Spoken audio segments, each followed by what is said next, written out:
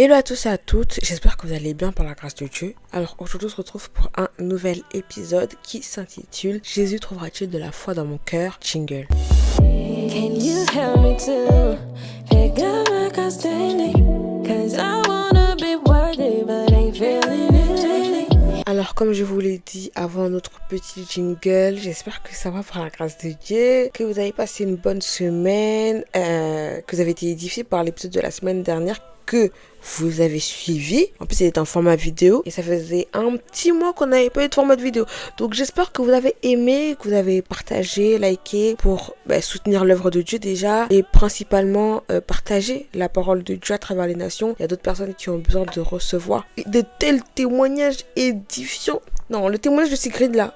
Non, c'était du pain béni. C'était du pain béni. En tout cas, aujourd'hui, on continue un peu dans la même lignée parce que le Seigneur m'a mis à cœur de parler de la foi. Comme je vous l'ai dit, le titre d'aujourd'hui est « Jésus trouvera-t-il de la foi dans mon cœur ?» Malheureusement, il y a une parole négative sur la foi de plusieurs où l'on nous demande si au retour de Jésus, trouvera-t-il de la foi dans notre cœur sur la terre. Luc chapitre 18 verset 8. Alors pour savoir qu'est-ce que la foi, on va la définir comme vous savez très bien. Bienvenue chez Zoé. On définit toujours les termes importants. Faut qu'on sache de quoi on parle. Alors la foi est définie dans le sens littéraire comme l'assurance donnée d'être fidèle à sa parole. Étymologiquement parlant, elle signifie la confiance. Et bibliquement parlant, la foi est définie en Hébreux, chapitre 11, verset 1, où il nous est dit que c'est une ferme assurance des choses qu'on espère, une démonstration de celles qu'on ne voit pas. Pour regrouper un peu ces trois définitions, on peut dire que la foi est une assurance, c'est une confiance, c'est une garantie. En synonyme, on trouve même que c'est une audace. La foi amène à la démonstration des choses que l'on ne voit pas. Et il n'y a pas de démonstration sans confiance inébranlable en quelque chose ou en quelqu'un. Donc là, j'espère que vous avez un peu compris la définition de la foi. Alors lorsque le Seigneur m'a inspiré cet épisode, il m'a fait comprendre la dimension de la foi et ce pourquoi elle était autant combattue. Lorsque l'on nous demande si au retour de notre Seigneur et Sauveur, y aura-t-il de la foi dans nos cœurs, y aura-t-il de la foi sur la terre, cela veut dire que la foi peut venir et qu'elle peut partir. C'est là un des buts de notre ennemi. Voilà pourquoi la foi est une chose qui, au même titre que notre relation avec Jésus, s'entretient. Ce n'est pas comme le salut, une fois qu'il nous est donné, qu'on le reçoit, on ne l'entretient pas, on ne le perd pas, mais on peut y renoncer. Tandis qu'on peut perdre notre relation avec Jésus, tandis que l'on peut perdre notre foi en Jésus. Et je dirais même qu'il n'y a pas de relation avec Jésus s'il n'y a pas de foi.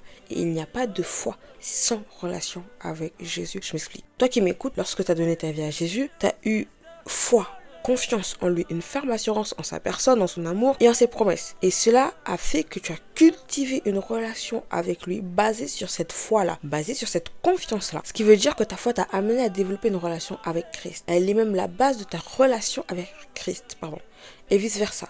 Il y a des personnes qui, au début, ont d'abord développé une relation avec Christ dans le sens où ils disaient je cherche un Dieu, je vais lire la Bible et puis on verra. Et puis c'est parti de là, ils ont commencé à lire la Bible, se renseigner, approfondir leurs recherches, commencer à prier. Et petit à petit, ils ont été touchés, petit à petit, ils ont été saisis d'une foi, confiance, un amour en Jésus-Christ. Donc il n'y a ni l'un ni l'autre sans l'un, sans l'autre. La foi est la base de la relation avec Jésus-Christ, comme la relation en Jésus-Christ nourrit la foi, engendre la foi. Amen. Et lorsque le Seigneur m'a fait comprendre tout ça, il m'a fait comprendre que la foi est l'étincelle de la vie d'un chrétien. Il n'y a rien sans la foi. Voilà pourquoi le diable s'acharne autant sur ta foi, parce qu'il sait que si tu ne l'entretiens pas dans la prière, dans la méditation, dans la consécration qui est la mise à part, ta foi va mourir.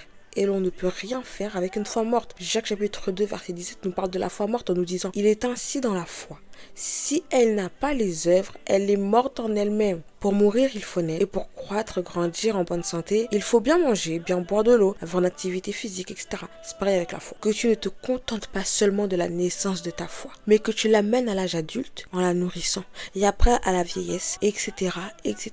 Que ta foi ne fasse que grandir. Et la foi, c'est pas seulement croire en Jésus. Hébreux chapitre 11, verset 6 nous dit « Or, sans la foi, il est impossible de lui être agréable, car il faut que celui qui s'approche de Dieu croit que Dieu existe et qu'il est le rémunérateur de ceux qui le cherchent. » La foi, c'est la confiance que l'on a en Dieu, mais aussi en ce qu'il est et en ce qu'il nous a promis. C'est-à-dire qu'il faut croire que Dieu existe, que Jésus-Christ est Dieu, et que peu importe ce par quoi je passe, il ne m'abandonnera jamais. Croire que même si les médecins m'ont dit que j'étais stérile, celui en qui j'ai mis ma confiance me dit qu'il n'y a pas de femme stérile. Croire que même si on me dit que je suis pauvre, celui en qui j'ai mis toute ma confiance. Ce en quoi j'ai mis toute ma foi me dit que je suis prospère. Et cette partie-là, celle de faire face à toutes les situations en tenant ferme, c'est cette partie qui nourrit votre foi, qui nourrit notre foi. Et c'est cette partie-là que l'ennemi veut détruire. La parole nous dit en 1 Pierre chapitre 1 verset 6 à 9, j'ai la parole du Seigneur, c'est là ce qui fait votre joie. Quoique maintenant, puisqu'il le faut, vous soyez attristés pour un peu de temps par diverses épreuves, afin que l'épreuve de votre foi, plus précieuse que l'or périssable, qui cependant est éprouvée par le feu, ait pour résultat la louange, la gloire et l'honneur lorsque Jésus-Christ apparaîtra. Lui que vous aimez sans l'avoir vu, en qui vous croyez sans le voir encore, vous réjouissant d'une joie ineffable et glorieuse, parce que vous obtiendrez le salut de vos âmes pour prix de votre foi. Amen. Et lorsque j'ai médité ce verset, que je l'ai médité, je me suis demandé, mais pourquoi comparer la foi à l'or? Et voilà la réponse que le Seigneur m'a donnée. On sait que pour les Hébreux, l'or est associé à l'éclat spirituel, d'où le fait que les temples qu'ils ont bâtis pour la gloire de Dieu étaient faits en or. De plus, les épreuves que notre foi peut vivre sont comparées au fait d'être éprouvée par le feu. Chose que l'on fait alors. J'ai fait des recherches et j'ai vu que l'on fait cela alors, on éprouve l'or par le feu afin d'amener les impuretés à la surface pour faciliter le retrait. Les épreuves par lesquelles passe notre foi aux yeux de Dieu ne sont pas là pour faire en sorte que nous la perdions. Elles sont là afin de peaufiner, perfectionner, intensifier notre foi, la ramener à un état d'éclat spirituel. Je vous l'ai dit, il ne faut pas se contenter de la naissance de sa foi. Il faut la cultiver, la ramener dans la profondeur, la travailler, la peaufiner, la faire grandir, l'intensifier. Et je ne dirais même pas comme l'or, parce que contrairement à l'or périssable, Dieu veut que notre foi soit inébranlable, indestructible. Et que par le moment où elle passe par le feu, où elle est éprouvée par le feu, tous ces défauts de notre foi, en fait, la perfectionner. Que là où elle est éprouvée par le feu, on puisse retirer tous ces défauts, on puisse retirer tous ces doutes, retirer toute cette peur. Pour, à la fin de cette épreuve, avoir ce bout d'or, cette foi, cet éclat spirituel, si beau, si brillant, si éclatant. J'aimerais dire à quelqu'un que ce n'est pas facile. Dans 1 Pierre chapitre 1, versets 6 à 9, l'apôtre Pierre nous prévient en nous disant qu'il faut que nous soyons attristés pour un peu de temps, juste un peu de temps, afin qu'une fois notre foi arrivée à une dimension d'éclat spirituel, la louange soit grande, l'honneur de l'Éternel soit grand et que la joie soit ineffable, comme il nous le dit. Voilà pourquoi tenons ferme à ses pieds. Nourrissons notre foi en faisant attention à ce que l'on écoute. On connaît tous ce verset phare qui nous dit que la foi vient de ce que l'on entend. Alors prenons garde en ne laissant aucune porte d'entrée à l'ennemi. Qu'à son retour, Jésus trouve de la foi dans notre cœur. Une foi qui un jour a été petite comme une graine de sable et qui, à son retour, a grandi, est devenue géante, a été peaufinée et éclatante. Et on ne se rend pas forcément compte de la puissance de la foi.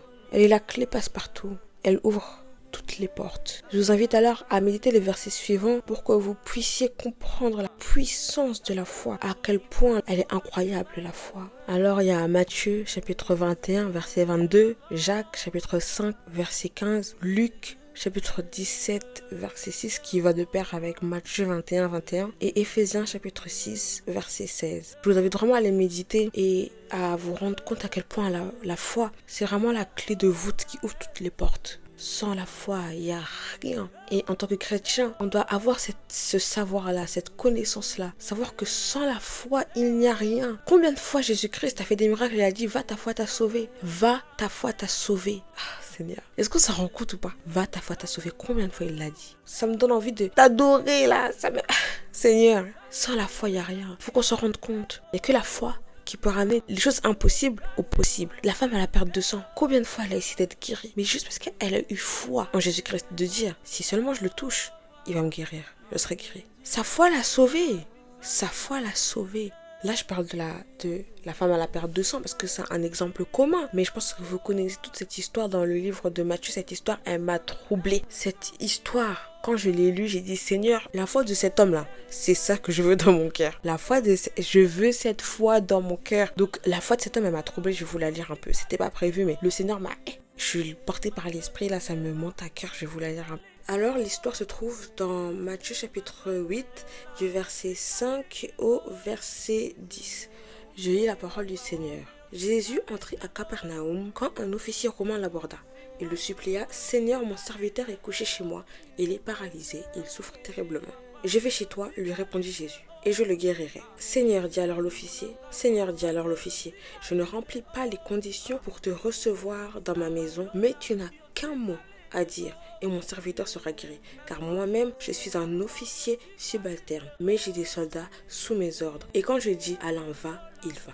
Quand je dis à un autre viens, il vient. Quand je dis à mon esclave fais ceci, il fait cela. En entendant cela, Jésus fut rempli d'admiration et s'adressant à ceux qui le suivaient, il dit, vraiment je vous l'assure, chez personne en Israël, je n'ai trouvé une telle foi. À chaque fois que je lis cette histoire, je me dis, mais Seigneur, moi aussi je veux que tu sois en admiration devant ma foi. Est-ce qu'on se rend compte du niveau de foi de cet homme? Il a dit, en gros, pas besoin que tu viennes chez moi. Je sais que tu dis seulement qu'il est guéri, il est guéri. Et c'est la foi que le Seigneur veut qu'on ait et que le diable veut combattre dans nos vies. Parce qu'il sait que arriver à un niveau de foi comme ça, qui pousse même Jésus-Christ à être en admiration, t'as tout gagné. Vu que la foi ouvre les portes de tout. Lorsque tu as cette foi-là, tu as tout, tu as tout. L'ennemi l'a compris, à toi de le comprendre, à nous de le comprendre. Cet homme savait que pas besoin que tu viennes chez moi, Jésus. Ta bouche suffit, tu parles, c'est bon, je sais qu'il est guéri. C'est cette assurance-là, cette ferme assurance en Jésus-Christ, en ce qu'il est, en ce qu'il est capable de faire, en ce qu'il a promis de faire. Et même si on ne voit pas, parce que lui, il était là chez lui. Donc il s'est dit, parle. Je sais, tu vas juste parler, je ne vais pas voir à l'instant T, mais quand je vais rentrer chez lui, je vais le voir, il sera bien. Une fois qui a poussé Jésus-Christ à être en admiration, je prie le Seigneur que dans votre cœur, il y ait une foi qui pousse le Seigneur à être en admiration et qui ne fera que grandir et qui arrivera à un niveau d'éclat spirituel et que l'ennemi ne pourra jamais dérober, jamais faire faillir, jamais tuer, jamais anéantir, jamais étouffer sous la peur, étouffer sous les doutes, jamais. C'est ma prière aujourd'hui, pour vous comme pour moi. La vie sera dure, elle est dure. Le Seigneur nous a prévenu plein de fois, la vie sera pas facile. On ne fera pas de cadeaux. Mais je prie le Seigneur que dans votre cœur et que dans mon cœur, il y ait une foi qui déplace les montagnes, une foi qui pousse Jésus-Christ à être en admiration. Est-ce que vous savez ce qu'est l'admiration? Qu'est-ce que l'admiration? Attendez, je vais vous donner la définition. L'admiration, elle est définie comme un sentiment de joie et d'épanouissement devant ce qu'on juge supérieurement beau ou grand. Est-ce qu'on se rend compte? Donc là, Jésus-Christ a reconnu que la foi de cet homme-là, elle est trop grande. Elle l'a étonné parce qu'elle a dépassé un niveau. L'homme, il a dit waouh. Et c'est ma prière aujourd'hui. Ce soir, c'est ma prière. C'est ma prière. Que votre foi en Jésus soit inébranlable, soit intouchable. Qu'elle ne fasse que grandir, grandir, grandir, grandir, grandir. Et même si l'ennemi veut vous faire douter, même si l'ennemi vous attaque votre foi, rien ni personne ne viendra vous dérober, ne viendra tuer ou faire périr votre foi. C'est ma prière. C'est plus qu'un souhait, c'est une prière pour vous comme pour moi. Et pour finir, parce que là, c'était pas prévu que je vous parle de ça, mais c'est pas mon œuvre, de toute façon c'est l'œuvre de Dieu, donc on fait pour Dieu. Donc quand le Seigneur touche, on dit ce qu'il a à dire. Je sais que ça touchera quelqu'un, que ça atterrira dans le cœur de quelqu'un qui avait besoin d'être relevé à ce niveau-là et d'entendre cette parole-là spécifiquement. Donc pour finir, je souhaiterais dire à quelqu'un que même si c'est difficile, ta victoire sur ce monde, sur Satan, se trouve en ta foi. Cette lueur qui brûle en toi, cette confiance en celui qui t'a sauvé de la pornographie, de l'alcoolisme, des addictions, de la masturbation, de la colère, garde-la.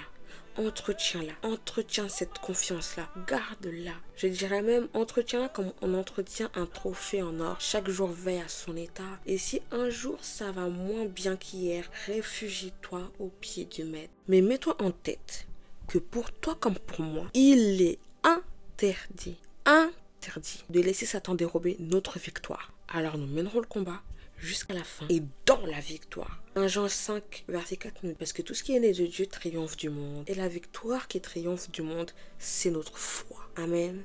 Cet épisode, je l'aime trop. J'espère qu'il vous a touché. Je crois qu'il vous a touché. Je crois que le Seigneur a parlé à quelqu'un, à plusieurs personnes même. Il nous a tous parlé, qui nous a tous enseigné. Je vous souhaite vraiment d'avoir une foi inébranlable. Je prie que le Seigneur vous donne une foi inébranlable. Une foi qui arrive à un niveau d'éclat spirituel. C'est ce que je veux pour vous. Amen. Alors je vais prier. Seigneur, je te dis merci. Merci pour la vie de tout à chacun d'entre nous. Merci pour cet instant. Merci parce que tu nous as parlé, tu m'as parlé, tu lui as parlé, tu leur as parlé. Et je sais que cette parole n'est pas tombée dans l'oreille d'un sourd, dans le cœur, dans un cœur infertile, mais dans un cœur fertile, qui saisit cette parole et la garde, fait grandir cette parole parole dans son cœur au même rythme qu'elle fait grandir sa foi dans le nom de Jésus. Je déclare que nous marchons avec cette parole qui nous rappelle que notre foi, c'est notre victoire. Quand notre foi se trouve tout et que peu importe comment l'ennemi voudra nous faire tomber, il est déjà vaincu. Et que notre foi arrivera à un niveau d'éclat spirituel, à un niveau où toi, Seigneur, tu seras en admiration devant ce que nous ferons sur la base de notre foi en toi, en ta personne et en ce que tu nous as promis dans le nom de Jésus-Christ.